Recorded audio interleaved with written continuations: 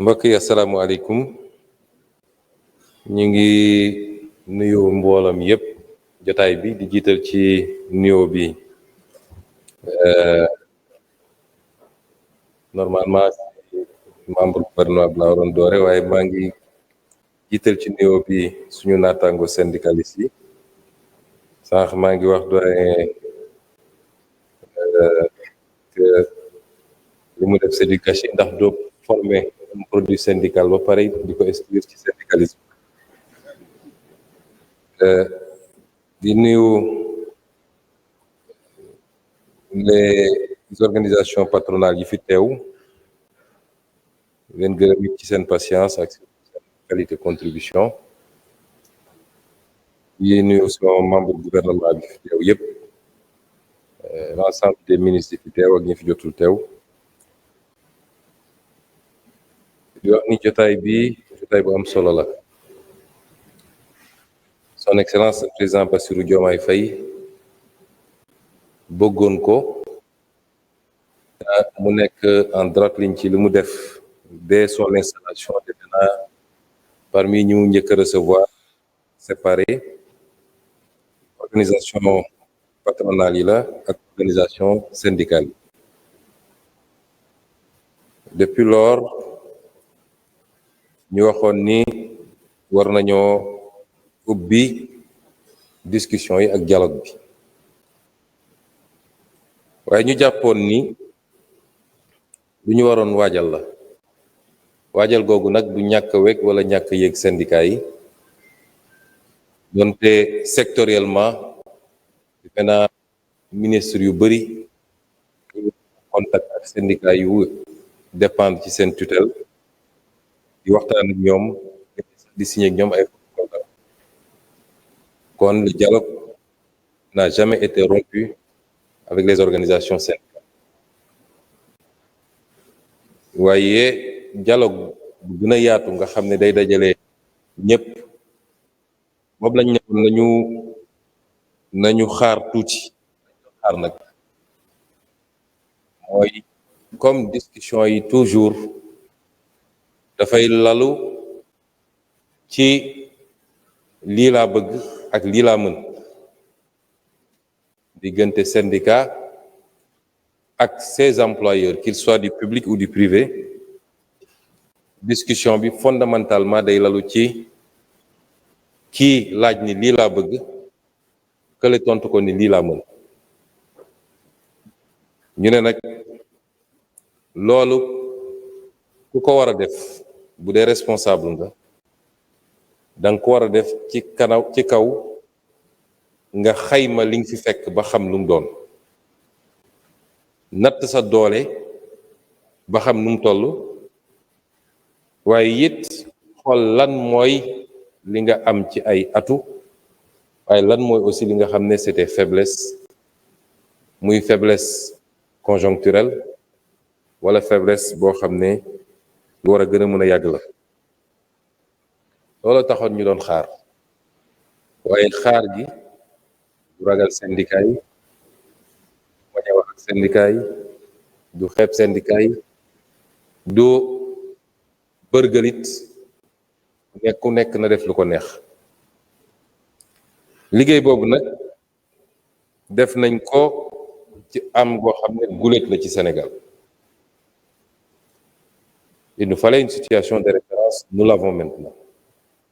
Cette situation de référence n'est pas la situation de référence du gouvernement du Sénégal. Elle n'est pas la situation de référence du président de la République. C'est la situation de référence de 18 millions de Sénégalais. Il faut que ñu xam ko parce que léeg-léeg bokk na ci problème yu ñu am mooy dafa mel ni dafa am benn distance entre ñi yor gouvernance bi ak le reste du peuple et quand on présente des situations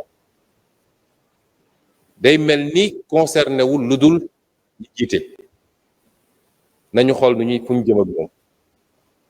un pays ne se bâtit pas sur cette base situation de référence bi fi am ñun ñëpp dañoo war a njëkk a dëppoo ni lu garaaw la te comprendre gravité bi ñun ñëpp dañoo xam ni lu garaaw la parce que réew mu ñu ne borom egg na 100% daanaka ci réew moo xam ne réew mu ndóol la weer wu ne mu war a fay ci bor yooyu muy def intérieur bi ci biti ñu ne la sa déficit mooy la nga war a mottalee tey ëpp na 10% ba ñu ngi naan mu ngi 11%, ñi naan 14%. ku xam tuuti réew nu muy doxee war nga xam ni situation bu doy waar la loolu nag am na responsabilité donte mun nañu ne 90% wala 95% responsabilité bi ñi ñu dénkoon réew mi la ñu waroon dëgg nëbb askan wi li ñu waroon xam nëbb ko suñuy partenaires ñooñu ñooy les principaux responsables tey lañ ci war a def lépp dinañ ko def ndax ku ñu dénkit day am fu ñu toll ki la dénk ne la kaay ñu wàññi fi mu toll loolu mooy le sens de la responsabilité te loolu rek mooy tax keneen ku fi nekk doore ko ci man mi Ousmane Sonko lañ la dénk di nga xam lan nga ci moom ak loo ci moomut lan nga ci sañ ak loo ci sañut du loo xam ne c'est personnel wala c'est individuel man mii dinañ ma xayma càmbar ma ci liñ ma dénkoon keneen ak keneen ak keneen réew noonu lay doxee waaye au-delà de ñooñu bu dee 5% la sax wala 2% am na une part de responsabilité collective parce que it am na lu bari loo xam ne luñ doon wax la di ko génne di ko feeñal waaye kenn ku ne ci ñun wala lu bari ci ñun dañu jàppoon ni suñu yoon newu ci kon ñun ñëpp am nañ ci lenn ci responsabilité mais c'est pas le plus important le plus important mooy il nous faut un sursaut te sursaut boobu ñu def ko faw rek ñu jiital lan mooy njëriñu réew mi te ñu génn ci la logique des urgences léegi am na kenn defe naa c'est doyen Mody Guiro di rappeler li mu doon wax ci lors de la remise des cahiers de doléances sur les urgences kon nag sama discours de politique générale mënoo construire dara lu dëgër lu viable sous la pression et les urgences réew mu ñuy tabax dañ koy tabax ci planification à moyen ou long terme benn réew xëyul defaru ci ñetti fan wala ci juróomi at amul Sénégal waruñu nekk situation boo xam ne jàpp nañ ni lépp dafay sotti tey dañoo xeex nag xeex bu métti ba egsi fii ñi nekk lenn la ci travailleurs yi la notion de travailleur est beaucoup plus large que kuy fay salaire kese kuy xëy di daan dooleem rek travailleur la waaye dafa am ñoo xam ne pour ñu yegsi fii ñu yegsi tey fexe ba téyewaat suñu réew fexe ba càmbar mbir yi leeral ko waaye fexe à partir de ce moment teg ko nag ci yoon goo xam ne fi lay jógee baax ba faw loolu pour ñu yegsi dafa am ñoo xam ne seen bakkan rot na ci am na ñoo xam ne seen liggéey yàqu na ci am na ñoo xam ne seen kër tas na ci am na ñoo xam ne tott ne lañ leen wala yàgg nañ ci kaso bi te ñooñu ñëpp ci lañu ko moo tax faw rek ñu def preuve de dépassement et c'est pourquoi j'avais tenu à ce format bi gulet la dialogue social du fi gulet waaye format bi gulet la fi ñuy jéggalu ci impair yi ci am bu dee am na ci yéex a jot convocation wala ci suñu sañoon ñëpp jël kal waaye day gën a guddal mbir mi te dina métti mais format bi mi ngi fiy doog am sama rakk bale étudiant bi ñëw na kaas waaye defe naa tey la ñuy mës a invité étudiant ci lu mel nii te bi ma njëkkee andil format bi dama leen ne ñëpp laa bëgg a déglu si c'est possible dugal leen ci étudiant dugal leen ci élève dugal leen ci keneen ak keneen parce que yépp ci climat social bi la bokk. mais may dalal xel yi nii dialogue social bi du tey dañuy ubbi ku ne dañ ma waroon yéegal wala dañ ma war a associer tey dañuy ubbi waaye bis ni ki tey lu ñuy daje di liggéey la dégluwante waxtaan liy yéene président de la république mooy waxtaan yi ñu def essayé ko def ci ñaari weer yi ba lépp lu ñuy tënk war a signer pacte de stabilité sociale bu ñu soxla ñu profité ci 1er mai bi pour signer ko moom mu nekk lu muy engagé wu moom ak les syndicalistes wala avec tous les acteurs kon bu ñu jàpp ni tey waxtaan gi mënuñu fee tënk tous les problèmes régler ko signer ko dem mais point de départ la ma bëggoon ñu defee ko nii parce que li gën a jafe mooy dañu nekk ci silo c'est vrai am na centrale syndicale yi nga xam ne ñoom njaboote nañu syndicats yu bëri waaye moom aussi des syndicats sectoriels professionnels ma ne woon dañ ko defee nii parce que buñ ko defee nii buñ fi toogee léegi kenn ku ne dégg na lan la ki ne réclamé te loolu lépp ñu war ko réclamer kenn ki muy l'état du Sénégal bu doon dañoo donn état bi ci situation bu stable bu baax sax lii lépp kenn mënu ko satisfaire ndoo wax ma la nag nga jël état ci anam gi ñu ko fekk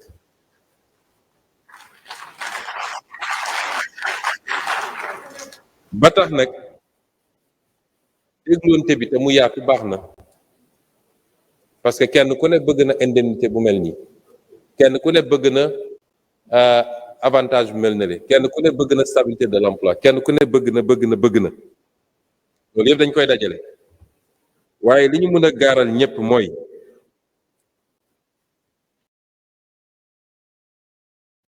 waxtaan gi day lalu ci dëgg te kenn nag warul ragal dëgg. Personne ne doit avoir peur de la vérité. Normalement, c'est l'État qui aurait dû avoir peur de la vérité. C'est l'État qui devait faire de la manipulation. C'est l'État qui devait se cacher derrière son petit doigt, comme on dit. Mais l'État, sous notre gouvernement, ne vous cachera absolument rien. Lépp dañ koy teg sur la table.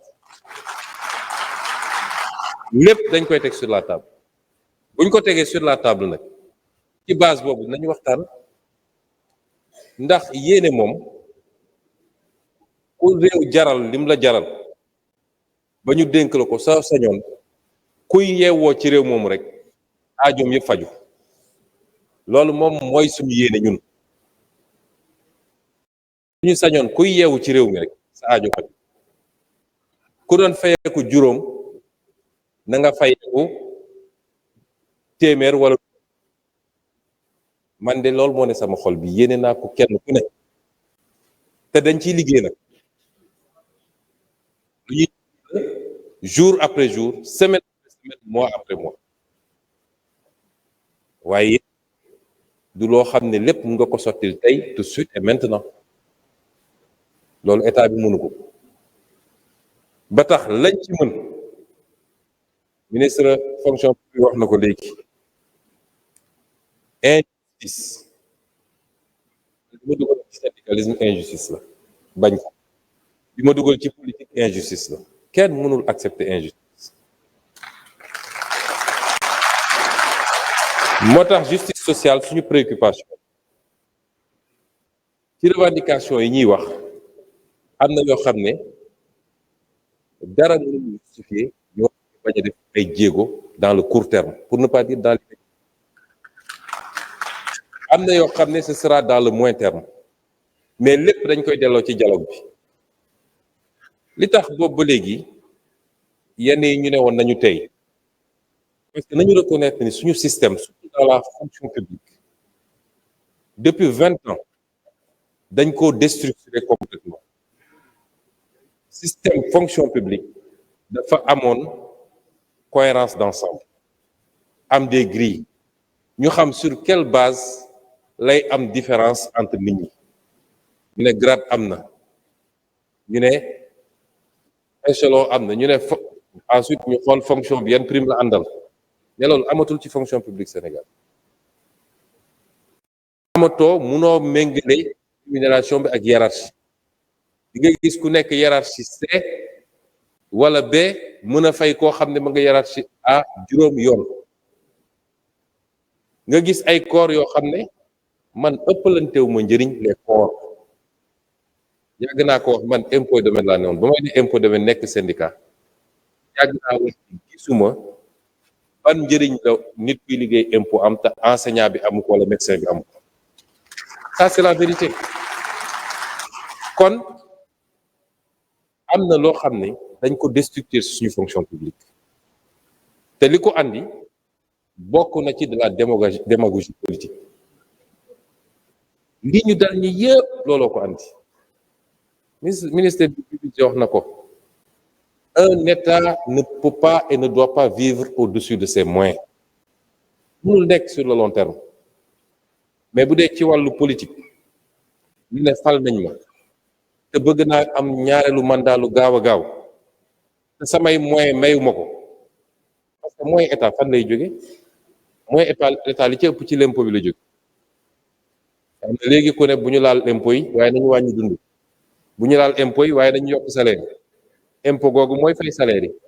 impôt googu mooy subventionné dund gi principal moyen bi ngi jóge ci l'impôt la ca des looy fortaatu la ca yeneen moyen wala nga dem lebbi ko loolu mooy état du leneen parce que quelquefois on a l'impression que quand on parle de l'état dafa am benn robinet boo xam ne da ngay ubbi rek muy sotteeku mais l'état vit avec des moyens comme kenn ku ne ci ñun këram li muy dundee ak ay moyens te ci par rapport ak moyens yooyu nga mën a xool nooy qualité ak ñu mën a defee moo tax dans le dialogue qu'il faut avoir il faut que loolu ñu teg ko sur la table su ngeen gisee ni état bi il se trompe de priorité parce que ñun du ñu def noonu mandat bi bu naree yem ci benn na yem ci benn su dee yàlla loolu la tudd waaye benn boobu lañ ci war a def nañ ko def benn boobu réew mi dinañ ko defaraat redresser ko teg ko ci yoon fii neen réew jaar ba développé dinañ ko teg Sénégal te loolu mi ngi commencé ci ñun ñii di gouverner c'est pourquoi les premières mesures ñu jël léegi raajog ñu kenn benn sacrifice les premières mesures yi ñu jël c'est sur le train de vie de l'État train de vie de l'État lépp loo xam ne jàppoon nañ ñi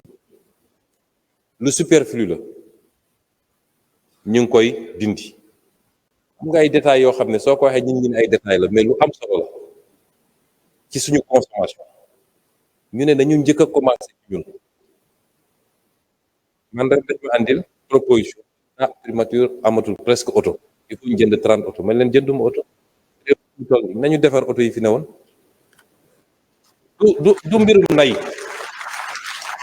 du mbirum nay waaye il faut ñu def des efforts benn at la ñaari at la comme ni ko ministre waxee l'économie ne doit pas s'arrêter ci période boobu il nous faut dégager des marges budgétaires suñu capacité d'endettement presque dépassé nañ ko tey boo bëggoon yokk impôt yi ñu ne la attanuñu ko il faut ñu def des efforts sur nous-mêmes kenn ku ne il faut mu xam ni il faut am lu mu bàyyi tuuti lu ko may rek du dem lu ko may rek ci banqueroute lañ jëm effort yooyu ñu commencé ci ñun ci loo xam ne am na ñoo xam ne seen salaire bàyyi nañ ko ne bëgguma ko am na ñoo xam ne nañ nangam % ci sama salaire dinaa ko joxe ñaari at c'est symbolique mais lu am solo noonu la ñu bëggee ñun ñëpp bu ñu toogee ñu teg ko ci dëgg te comprendre que l'État doit vivre conformément à ses capacités mënoon nañu def ni ñëpp def maquiller les chiffres dem ñu lebal ñu xaalis bu bëri boobaa da ngeen di xëy ñu ne bor bi mu ngi 200%. La dette n'est plus viable Sénégal mënatul dem dal na fi ay réew yoo xam ne musiba gu rëy la jóg kon bëgg mandat bu bees parce que boo gisee lii lépp mu ngi commencé pratiquement 2019 la accéléré wu dans la perspective d'un 3e mandat masse salariale bi tey mi ngi représenté 39% des recettes 39% ci masse salariale la doyen léegi wax na lu jëm ci ay emplois yu ñu supprimé dans la fonction publique. Fonction publique nañ ko doxalee ci jaaduwut. Est-ce que xam nga ni ci fonction publique bi am na ñoo xam ne ña ngay percevoir salaire te mosuñoo dugg ci bureau liggéey loolu am na ci fonction publique bi. Fonction publique bi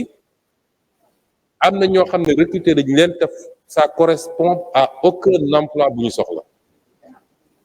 La fonction publique n'est pas une crèche pour caser de la clientèle politique.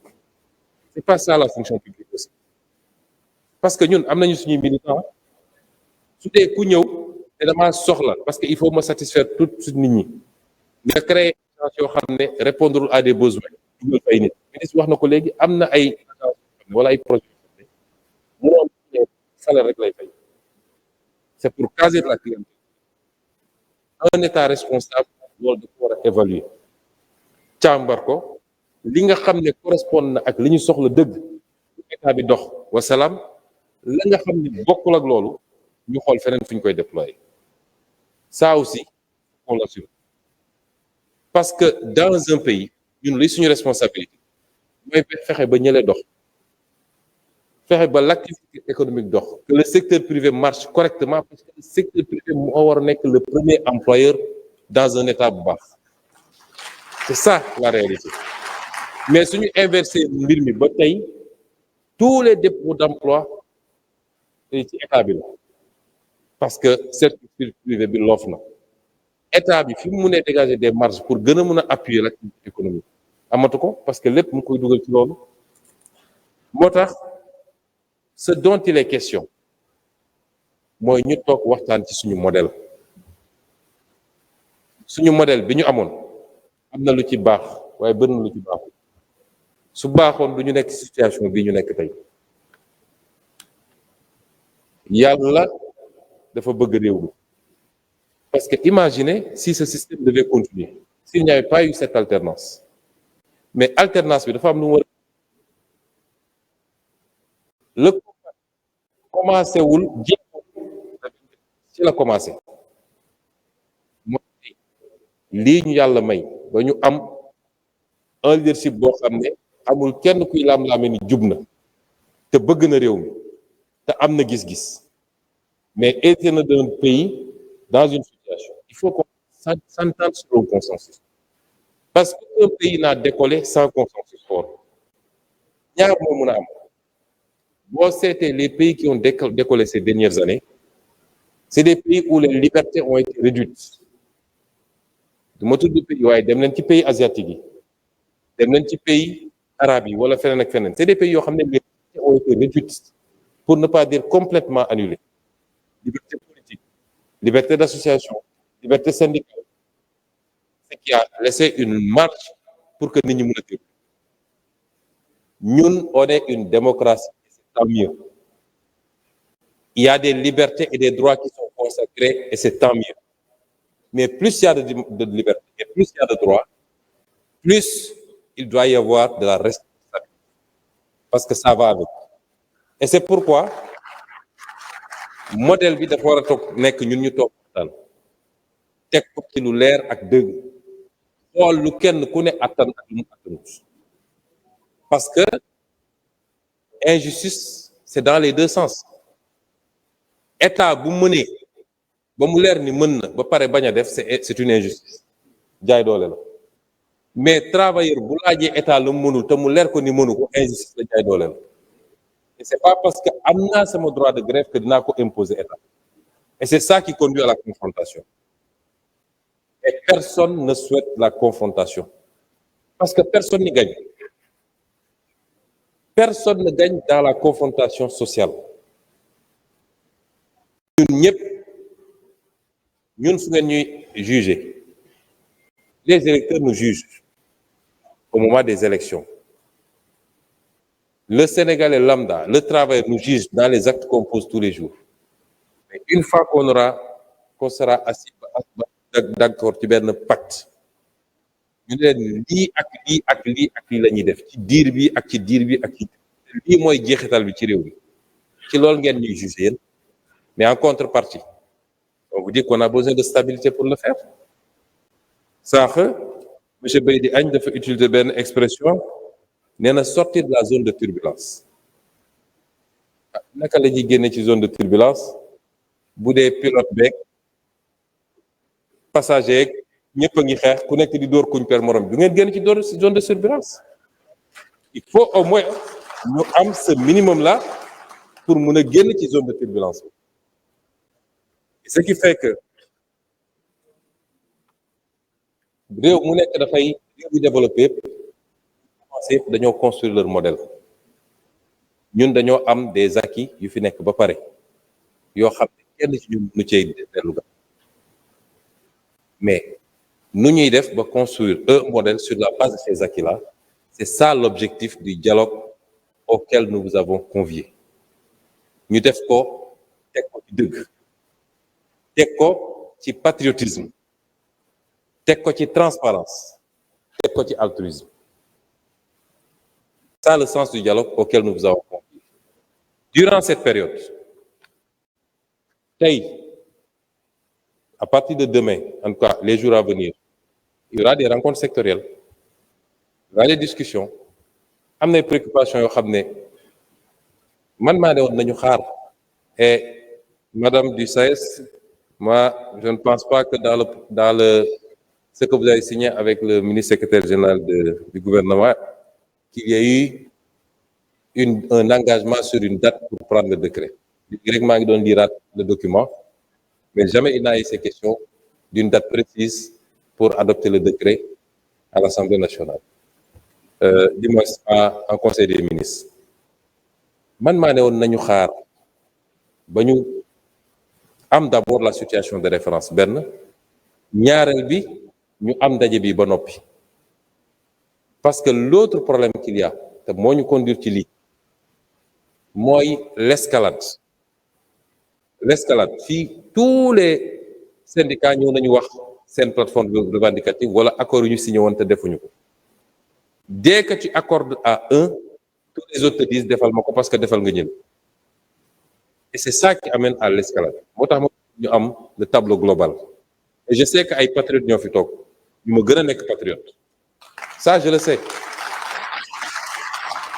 ba tax li nga xam ne lu ñu mun a régler rapidement yooyu avec l'administration publique on a décidé dañ ci war a jël ci ay actes nañ ko jël à partir de maintenant mais day dugg ci cadre dialogue bi nga xam ne ubbi nañ ko muy ci enseignement ci santé ci éducation nationale am na yoo xam ne lu mun a avancer la rapidement ba ci yeneen travailleurs yi nga xam ne wax nañu fii la ca des nag ñu inscrire ko kenn ku nekk ci yéen teg mbirum grève la rue wala yu mel noonu ñu teg ko un temps te jublu ci liggéey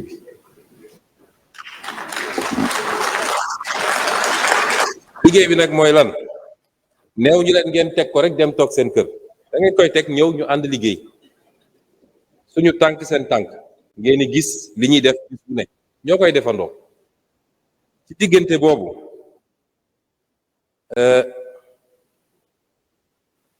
nañu liggéey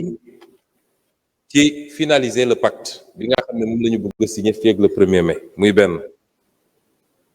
li nga xam ne ay mesures yu état bi commencé woon jël la léegi am na ko wax ci waxu dund bi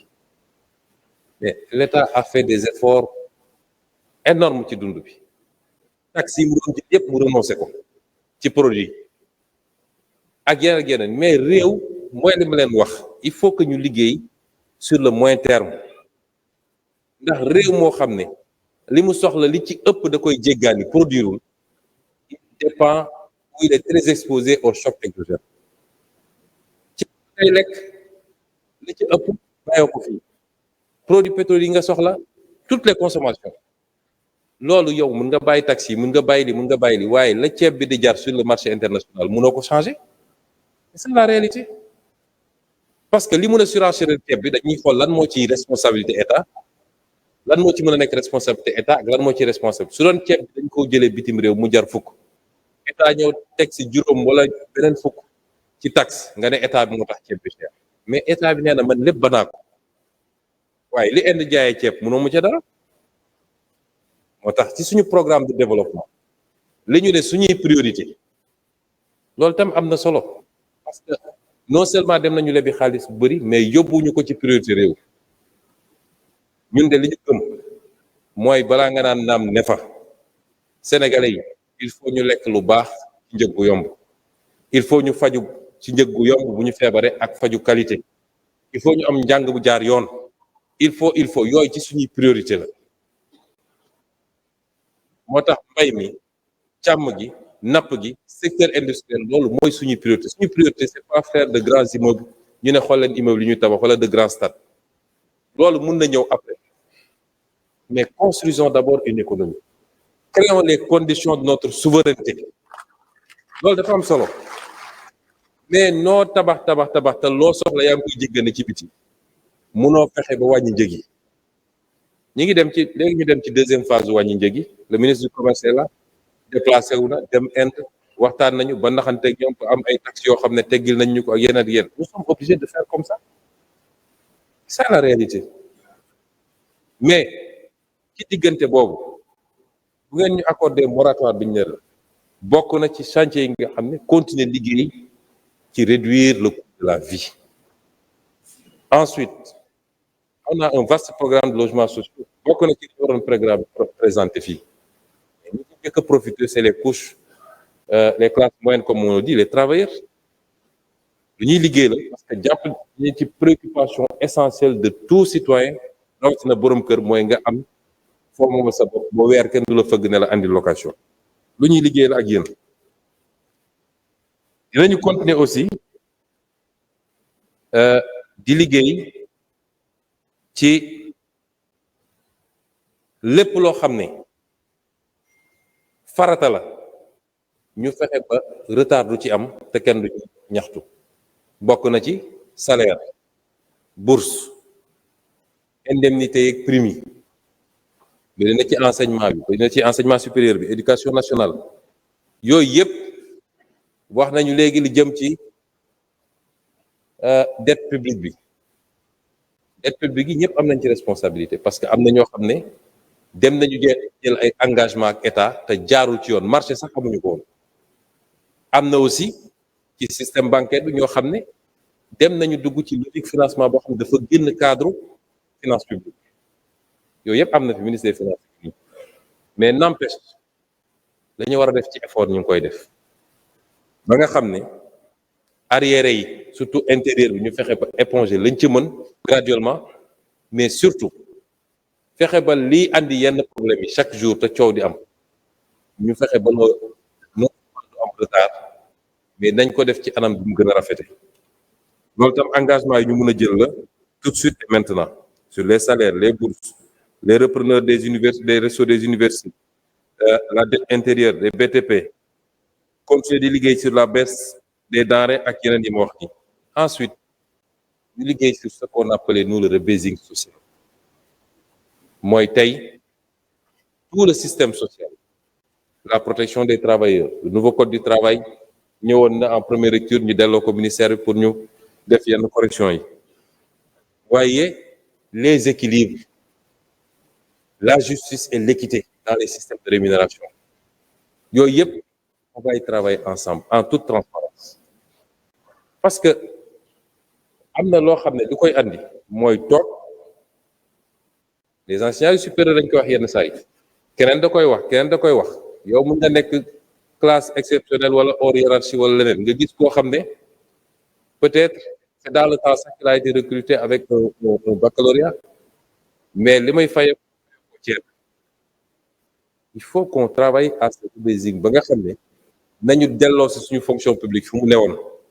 ñu mun a tracer ba xam ni ku jóge fii dem fii am na lu méngool ku jóge fii dem fii am na lu méngool loolu tam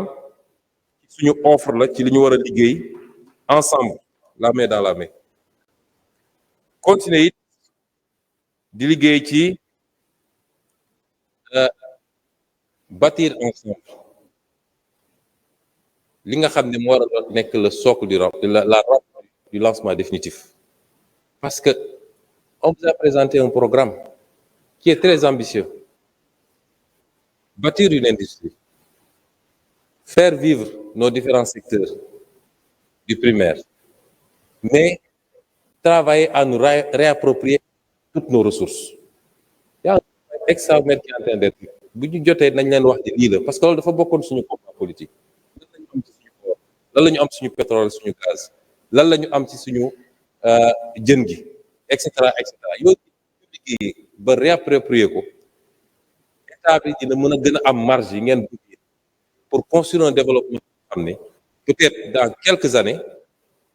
yenn yi ñu toog fii di ko wax ce sera de l'histoire ancienne mais c'est un construit,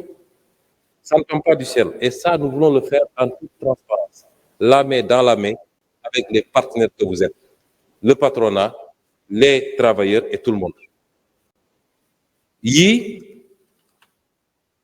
ñu xam tamit ni malgré situation bi ni mu mel ni le Sénégal est soutenu par le gouvernement et les gens continuent à avoir un appétit pour le Sénégal. Ñun waa Sénégal ñun ñoo leen war a woon ni on est capable de faire les sursauts qu'il faut. On est capable de bâtir une unité forte autour de nous. ñaa ngi ñuy xool de les partenaires du bàyyiwuñ nag instant bi ma wax ak yéen peut-être pare na mais président de la République mi ngi recevoir Banque mondiale demain je vais les recevoir FMI dina ñëw ci fan yi tey ci suba man mii rek j'ai reçu des investisseurs qataris tout le monde veut investir au Sénégal ñun ñoo war a def le bloc maintenant par rapport ak li nga xam ne mooy suñu lu tax nit ñi bëgg ñëw Sénégal la stabilité, l'ouverture, le positionnement géographique, les ressources naturelles, des élites souvent très bien formées, une jeunesse qui ne demande qu'à travailler et qu'il faut également former. C'est ça aujourd'hui, enjeu yi nga xam ne moo ñu interpellé. Nous devons tous y travailler. Et c'est ça que nous appelons de tous nos vœux. Et c'est pourquoi nous vous interpellons, chacun et vous collectivement, pour ñu dem vers ça. Wax nañu ci un certain nombre de choses. Ma clarifiant, parmi les engagements qu'on peut prendre, c'est aussi d'achever les infrastructures. Mais ëpp ci Sénégalais yi et parmi lesquels peut-être ñi ëpp ñu ne ci salle bi ñooñu votel ci élection présidentielle fal Bassirou Diomaye Faye ñëwaat wóoluñu ci élection législative bokk na ci li gën a essentiel yi taxoon ñu votel ñu mooy ñu jubbul ci réew mi mooy ñu jëlee fi guerre ak détournement de deniers publics ñu jëlee fi surfacturation des marchés publics loolu bokk na ci la taxoon ñu ngeen fal ñu mais buñ ñëwee toog mu jël secteur de l'enseignement supérieur buñ ñëwee toog gis ni université yi ne moom la ñu bëgg a tabax lañ ko facturé biñ ñëwee ñun def suñu càmbar gis ni li ñu facturé benn université mënoon a tabax beneen université lan la ñu war a def parce que c'est urgent les étudiants réclament la finition des travaux nañu bàyyi mu dem wala dañu war a arrêter mbir mi xoolaat ko fexe ba delloo ci xaalis Sénégal suñu loxo et c'est ça que nous avons fait boo jëlee éducation nationale même chose te partenaires yi nga xam ne ñoom lañ joxoon marché yooyu d'accord nañu renégocier ba def nañu d'autres offres yoo xam ne nga gis lan la Sénégal naroon ñàkk ci loolu ngeen ñu dénkoon ñun loolu ngeen ñu fale woon boo jëlee la santé c'est la même chose avec les hôpitaux tous les hôpitaux pratiquement à l'exception de benn yi ñu war a tabax c'était largement surfacturé est-ce que dañu waroon bàyyi loolu dem 10 mois nga def ci càmbar def ci audit finance publique def ci audit des marchés publics def ci audit les contrats de concession les grands chantiers les hydrocarbures, les mines. C'est pour faire ça. Mais on veut faire croire à tous les Sénégalais. Non, ñoo leen waxoon il faut que lépp sotti tey. ñu ngi ci yoon. li ngeen ñu dénkoon ci loolu la ñu nekk. réew mi ñu ngi koy jubbantiwaat di ko teg ci yoon ndànk-ndànk. les retombées de tout ça dina ci teg seen bët incha allah. mais nit du ji tey. mu màgg tey mu witti tey consommer tey wala jaay tey loolu amul fenn kon lañ leen demander di leen ko demander encore une fois et je parle d'abord aux centrales syndicales je parle également aux syndicats professionnels. Nous sommes ouverts au dialogue et nous allons dialoguer dans la transparence. Tout ce qui est faisable, nous le ferons. Nous éviterons autant que possible la confrontation. Et nous devons tous éviter de nous pousser mutuellement vers la radicalisation. waaye ba may wax Almadies yow dag ma ne sa këru banlieue waaye du kër gee lakk koñ bi yëpp ay lakk yow munoo gérer dong sa kër la situation dépassé na loolu justement cette conception de toi et de ma maison pour un temps il faut qu'on travaille tous à la dépasser et sur ce chapitre maa ngi daaneel ci gërëm ñëpp di wax ni travailleur bu nekk am na droit vivre dans la décence am na droit vivre dans les meilleures conditions lu bëri li yàqu fii ci ay décennies lañ ko yàq buñ ko bëggee réparer nag nañ jël le temps defar les fondamentaux taxal ay fondations yu dëgër la ca des dina gaaw dina yomb ñu ngi leen di gërëm sant asalaamaaleykum